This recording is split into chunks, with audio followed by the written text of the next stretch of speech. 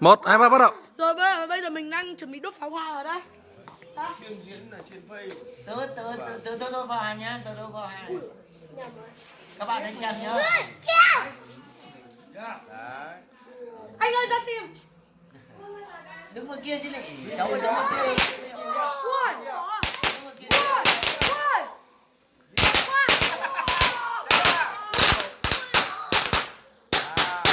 Này thế à? Một lỗ đấy chứ.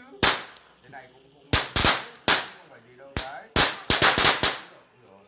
Kéo luôn. Rồi.